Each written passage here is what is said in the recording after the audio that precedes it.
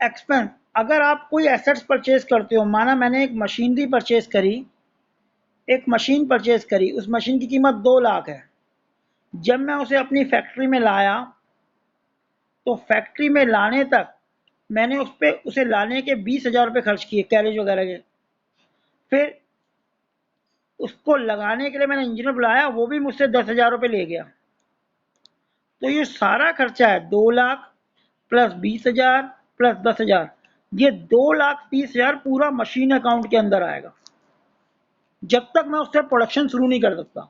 माना मैंने ये मशीन लगाई आज की डेट पे, आज डेट है 18 सितंबर को, और एक हफ्ते 10 दिन बाद 28 सितंबर को इस मशीन में प्रॉब्लम आ गई और ये इंजीनियर दोबारा से ठीक करने आया और मुझसे 5,000 रुपये ले गया। तो ये जो 5,000 रुपये आएंगे ये मशीन अकाउंट के अंदर नहीं आएंगे, ये 5,000 रुपये रिपेयर अकाउंट के अंदर आएंगे। तो इसका कहने का मतलब ये है कि एक एसेट्स को यूज करने से पहले जितने भी खर्चे होते हैं वो सब उस एसेट्स में जुड़ते हैं। ये सारे खर्चे कैपिटल एक्सपेंडिचर कहलाते हैं। लेकिन एक बार मैंने उसे यूज करना शुरू कर दिया और उसके बाद उसमें कोई प्रॉब्लम आई और मैंने कुछ खर्चा किया तो वो रेवेन्यू एक्सपेंडिचर कहलाता है। ये अकाउंटिंग रूल है, ध्यान रखना, ठीक है। तो इसके बेस में टॉपिक है जो ये कर रहे हैं। तो यहां तक मैंने क्या कहा, एसेट्स को यूज करने से पहले ध्यान रखना जो भी खर्चे होंगे वो उस एसेट्स में जुड़ेंगे। लेकिन एक बार आपने उससे प्रोडक्शन करना शुरू कर दिया, यूज करना शुरू कर दिया, उसके बाद खर्चा किया तो वो उस पर्टिकुलर हेड के अंदर आता है। देखो लिखा हुआ है expense, expense on, expense on installation of machine and the other erection of building.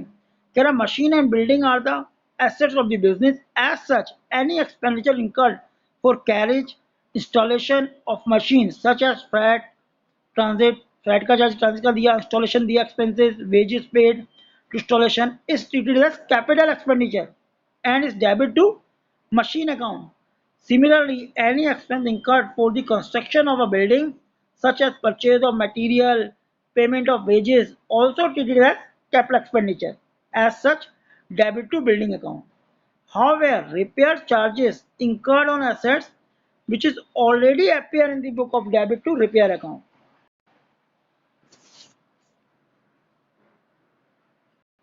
अब देखो पहले इसके बेस में क्वेश्चंस करते हैं।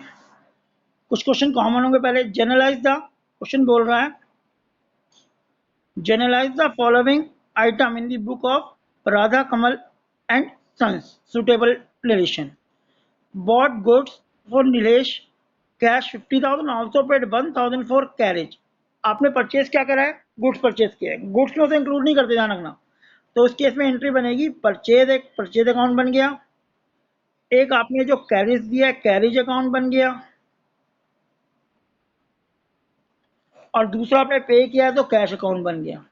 परचेज हमारा एक्सपेंस है, डेबिट होगा। कैरेज हमारा एक्सपेंस है, डेबिट होगा। कैश एसेट से जा रहा है तो क्रेडिट होगा। ये डेबिट होगा 50,000 से, 1,000 से, और ये 51,000 से। तो हमारी जो एंट्री बनेगी वो एंट्री बनेगी purchase account debit, purchase account debit 50,000,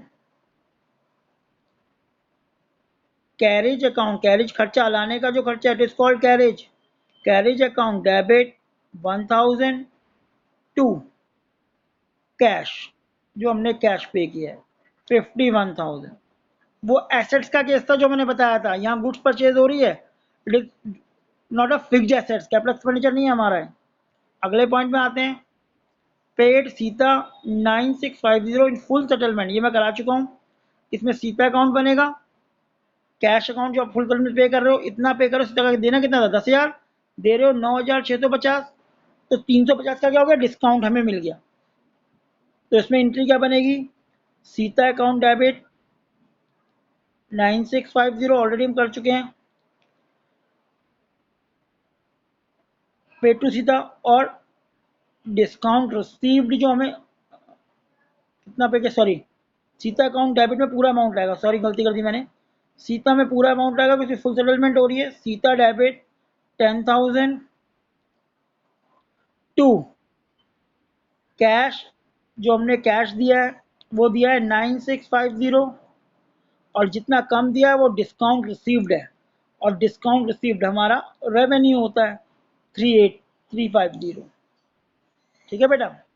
अगले पॉइंट में आते हैं, परचेज मशीन। अब ये पॉइंट आ गया, purchase machinery 30,000 and 25,000 cash for wages और इंस्टॉलेशन। तो मशीन पूरी कितनी हो गई, 3 लाख प्लस 25,000। मशीन आई है तो डेबिट होगी, परचेज नहीं आएगा, मशीन आएगा। Machine account debit, total amount आ गया 3,25,000। टू बैंक, जो पैसा हम दे रहे हैं बैंक में आ गया 3 लाख, और टू कैश, जो हमने वेजिस के लिए पे करा है 25,000। तो इसमें वेजिस अलग से नहीं आएगा बेटा, ये बताया मैंने। इंस्टॉल करने से, यूज़ करने से पहले जितने खर्चे होते हैं उस एसेट्स में ऐड होते हैं, तो सारे मशीन में ऐड करके आएंगे। जो वो चेक के थ्रू दे रहा हो बैंक से यहाँ से आएगा, जो कैश दे रहा है वो उसमें आएगा। अगला देखो, अब कह रहा है ब्रिक, आपने ईंटें खरीदी हैं 15 लाख की, टिम्बर खरीदा है 10 लाख का, for construction of building, payment made by cheque. अब ये ब्रिक और टिम्बर नहीं आता बेटा, इसको हम बिल्डिंग में ही लिखेंगे। तो बिल्डिंग अकाउंट डेबिट, क्योंकि एसेट्स बन रही है, बिल्डिंग अकाउंट डेबिट, और कैश जा रहा है जो चेक के थ्रू, तो टू बैंक, बैंक अकाउंट, क्योंकि पैसा जा रहा है तो एसेट्स जा रही है तो क्रेडिट, बिल्डिंग बन रही है एसेट्स बन रही है तो डेबिट। तो अमाउंट आ गया 25 लाख, 25 लाख। तो इसमें हमने ब्रिक और टिम्बर नहीं लिखा, ईंटें नहीं लिखी, हमने उसे बिल्डिंग अकाउंट में दिखाया सीधा। और बिल्डिंग हमारी एसेट्स होती है इसलिए वो डेबिट हो रखा है, और चेक के थ्रू पेमेंट है तो बैंक अकाउंट आएगा। और क्योंकि बेटा हम पेमेंट कर रहे हैं तो क्रेडिट हो रहा है, कम हो रहा है, कम हो रहा है तो एसेट्स कम होते हैं तो क्रेडिट होती है। अगले पॉइंट में आ जाइए, मैं जल्दी जल्दी इसलिए करा रहा हूँ कि रिकॉर्डिंग क्लास में आप देख सकते हो उसे।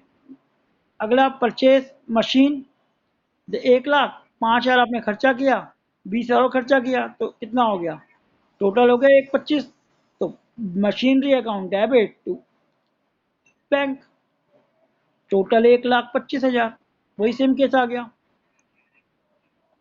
अगले में पेड 2,500 रिपेयर के पे कर रहे हो फर्नीचर को, तो अब इसमें रिपेयर आएगा।